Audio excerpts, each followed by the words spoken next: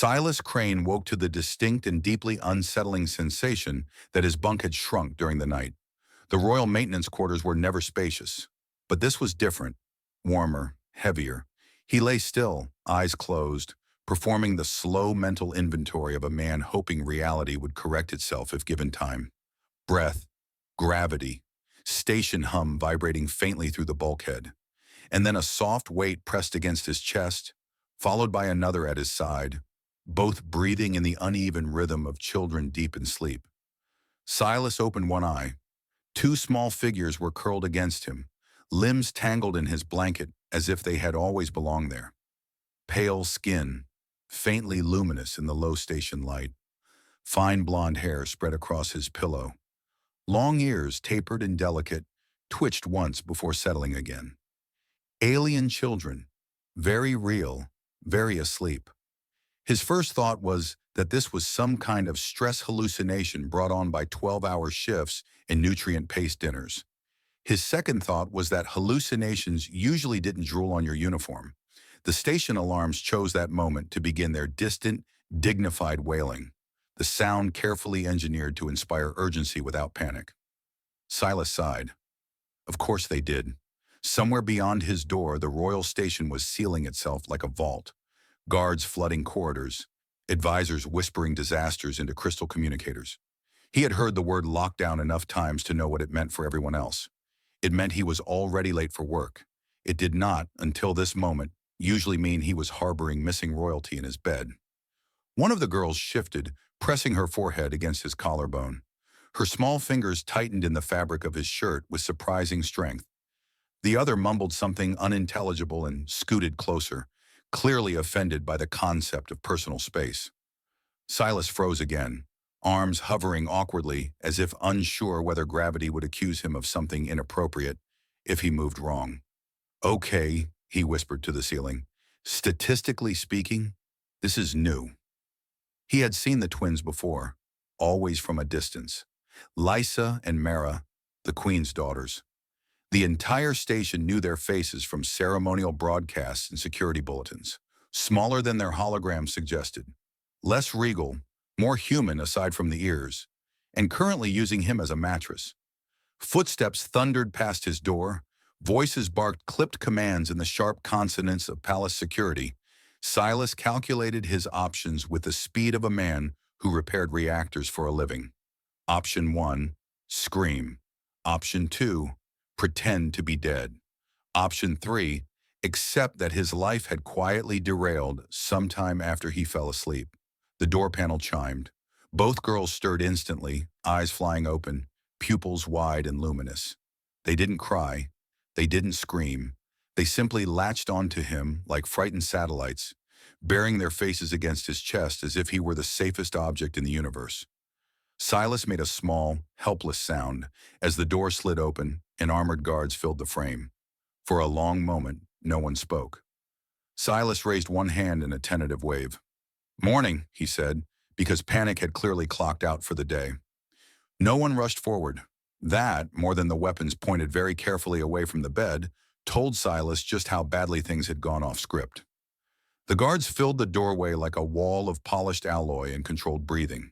Their armor hummed softly, adaptive plates adjusting to threat probabilities that clearly had no category for sleeping children clinging to a human maintenance technician.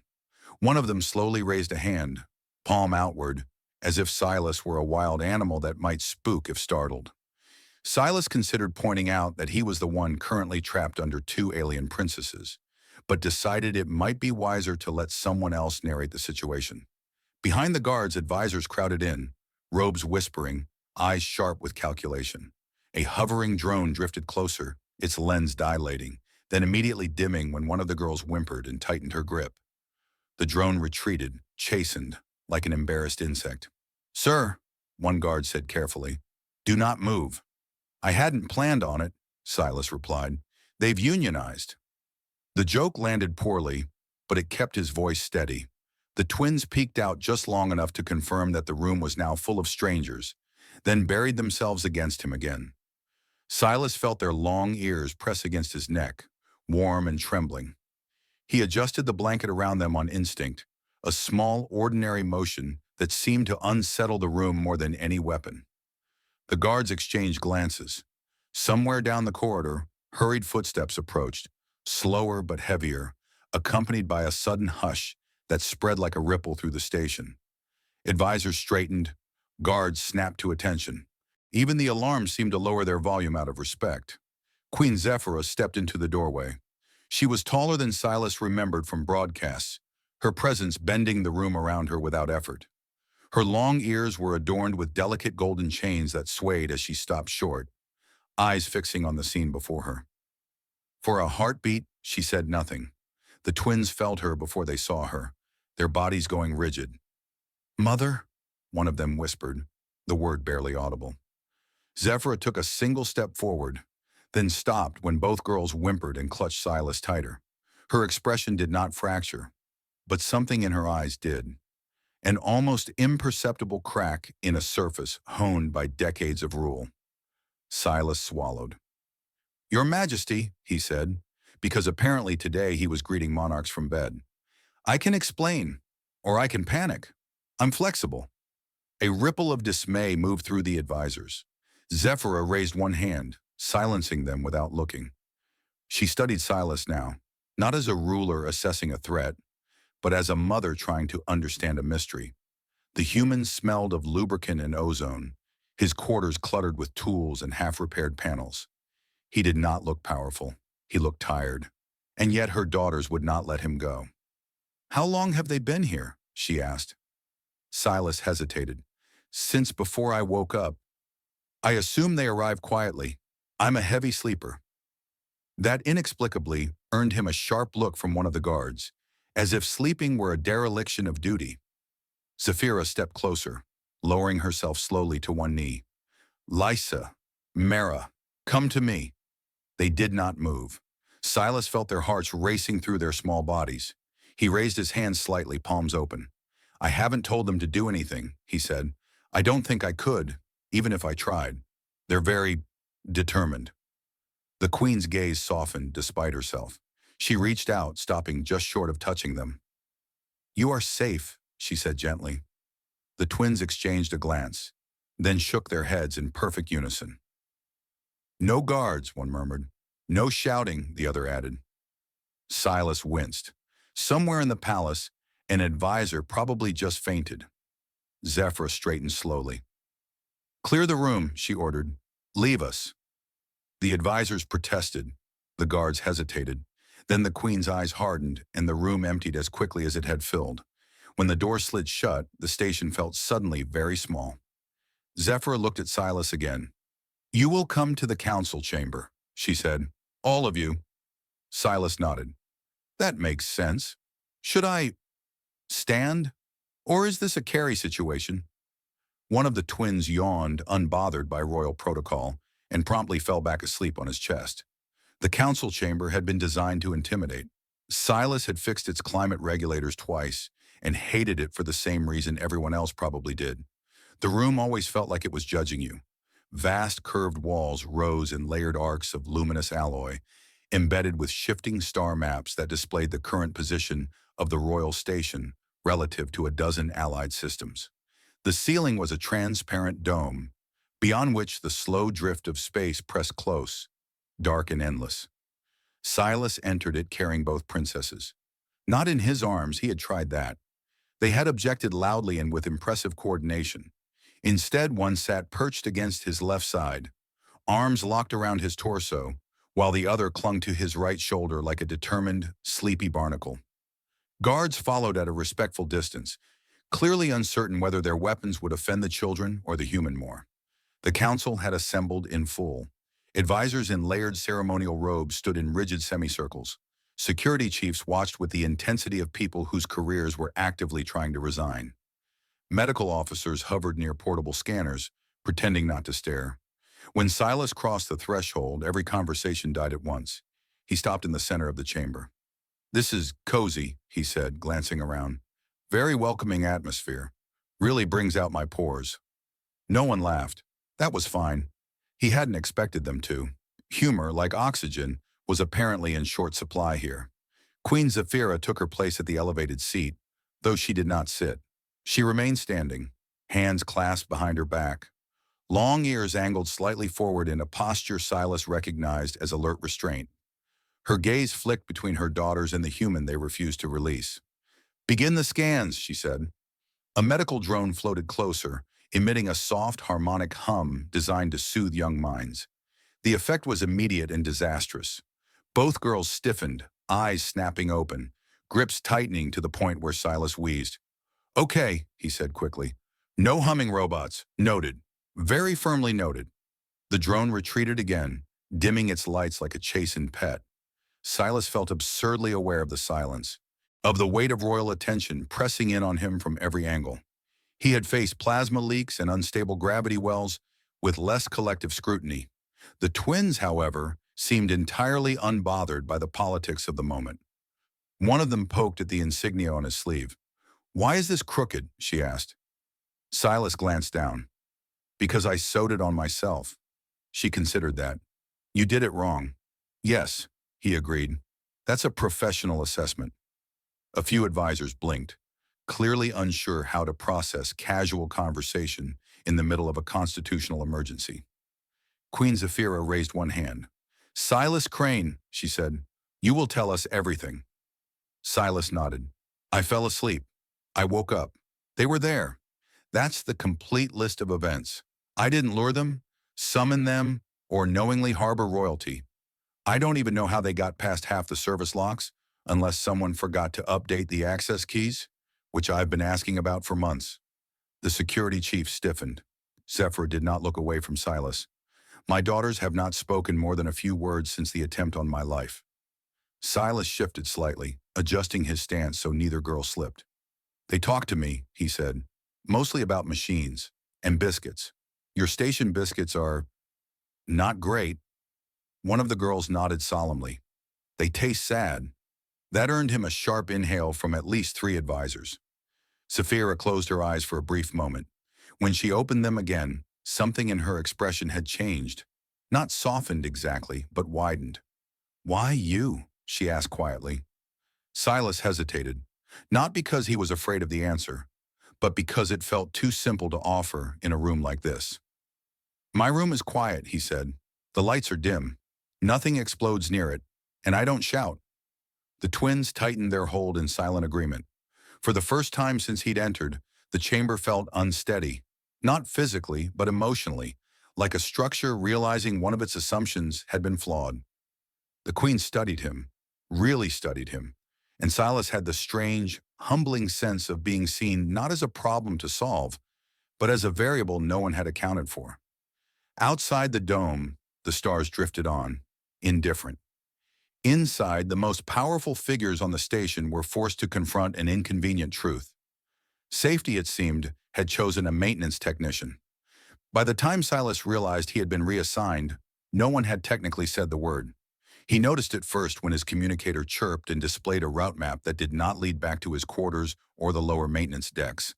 Instead, it traced a polite, glowing line straight through the royal wing. Silas stared at it as he walked, the twins still attached to him like living proof that gravity was optional for royalty. "This feels like the part where I'm supposed to ask permission," he muttered. "You already belong to us," Mara said matter-of-factly, her long ear pressed against his shoulder as she peered down the corridor. Silas stopped walking. Several guards stopped walking with him, boots locking in unison. "I'm sorry," he said carefully. "Could you repeat that, but maybe in a way that doesn't sound like I've been claimed as territory?" Lysa frowned, considering. "You are ours because you are safe." Silas resumed walking. "That's better. Still concerning, but better." The royal wing was quieter than the rest of the station, insulated not just from sound but from urgency. The walls here did not hum with overworked systems. The lighting adjusted gently as they passed, calibrated to biological comfort rather than ceremonial drama. Silas noticed details the architects likely never meant to matter. Vents positioned too high for small hands, panels sealed flush with no easy grip points, everything beautiful and inaccessible. No wonder they wandered. They were led into a smaller chamber adjoining the council hall, a space filled with translucent screens and softly glowing hollow tables. Queen Zephyra waited inside, seated this time, though her posture was anything but relaxed. Advisors stood at a distance, whispering behind privacy fields that failed to muffle their disapproval as much as they thought. Silas stopped a respectful distance away, which the twins immediately corrected by dragging him closer to the queen. Zephyra looked down at them. "You are exhausting," she said quietly. The girls smiled. Silas cleared his throat. "For the record, Your Majesty, I have not encouraged this behavior. I don't even let engineers sit on my workbench."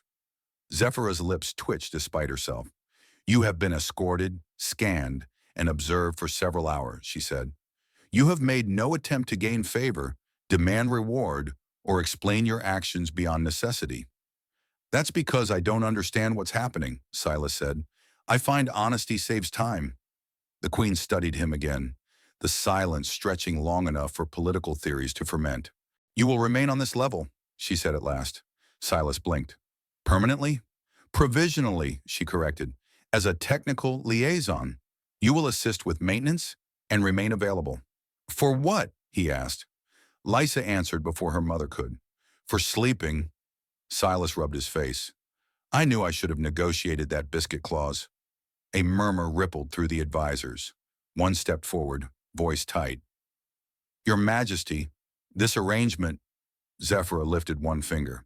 The advisor stopped mid-sentence, like a machine abruptly powered down. "My daughters have chosen," she said. "I will not teach them that choice leads only to punishment." Silas shifted his weight, suddenly very aware of the invisible line he had crossed. "I don't want to interfere," he said more softly. "I'm not important." The twins bristled. Mara crossed her arms. "You fix things." "Yes," Silas said, surprised by his own smile. "I do." Zephyra rose, moving closer.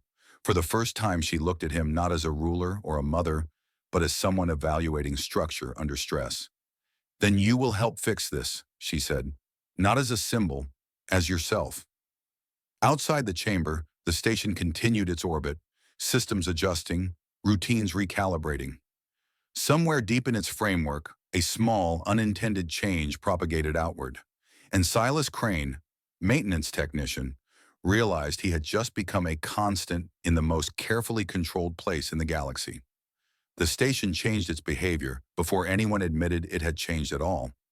Silas noticed it in the small things first. Doors in the royal wing began opening a fraction of a second faster, as if anticipating his approach. Environmental systems adjusted more frequently, smoothing temperature gradients that had been tolerated for years. Even the background hum shifted pitch, the subtle vibration of a structure learning new patterns of use. It reminded him of old adaptive engines, the kind that rewrote their own routines once they decided a variable was permanent. He supposed with some unease that he was the variable. The twins treated his new presence as an entirely reasonable correction to reality. They followed him through corridors, sat cross-legged beside him while he worked on access panels, and argued quietly over who got to hold which tool. Their long ears flicked whenever a diagnostic alarm chirped, heads tilting in identical curiosity. "This one," Mara said, tapping a coil with a finger far too close to a live current. Silas gently nudged her hand away. "That one explodes if you're rude to it." Lisa nodded gravely. "We will be polite." Behind them, a ceremonial guard shifted uncomfortably, clearly unsure whether his duty included witnessing children negotiate with volatile machinery. It was during a routine systems check, if anything involving royal security could still be called routine, that the tone shifted. Silas was halfway inside a wall panel when the station lights dimmed, not enough to trigger alarms, but enough to make every technician's spine tighten. "That's not supposed to happen," he said calmly, which was technician code for something is very wrong. Security fields flared across the wing, doors sealed. The twins moved instantly, pressing against him without being told, small hands gripping his sleeves. Silas slid out of the panel and crouched, pulling them close as his implant fed him system data at a speed that made his teeth ache. Unauthorized command override. Origin internal. "That's rude," he muttered. Guards rushed in, weapons active but controlled. Queen Zephyra arrived moments later, her expression hardening as data streams reflected across the polished floor. Silas stood, keeping one arm around each child. Not an external attack, he said before anyone asked. Someone inside just tried to reroute defense control through maintenance backdoors.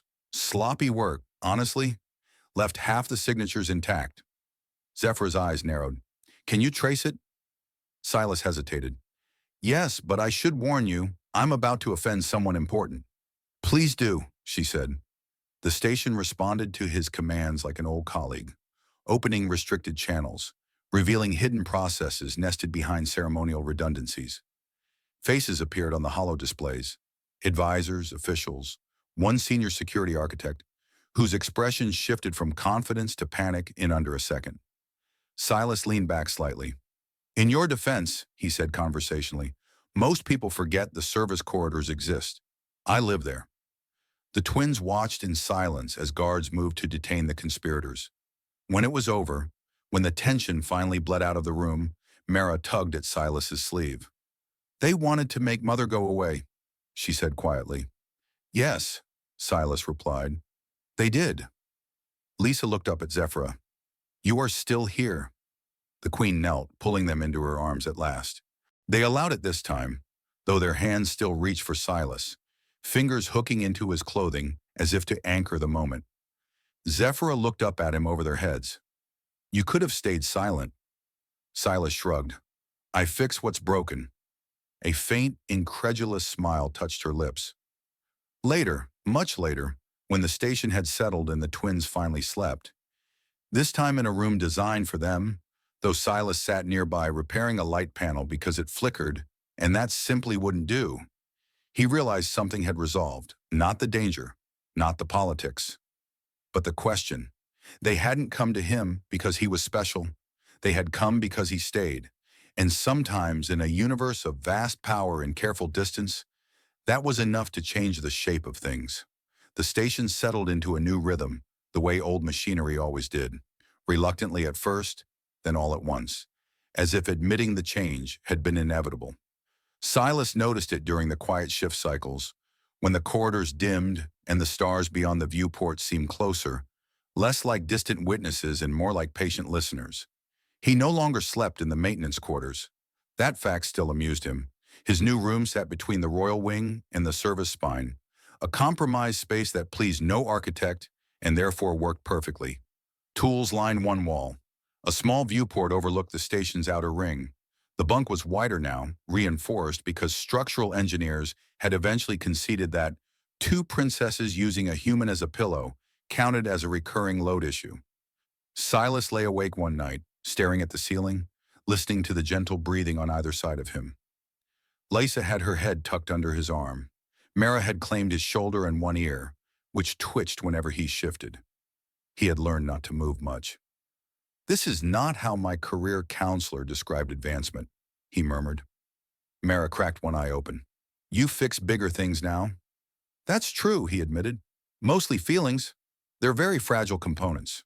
She smiled and drifted back to sleep. The conspirators were gone. Some removed quietly, others very publicly.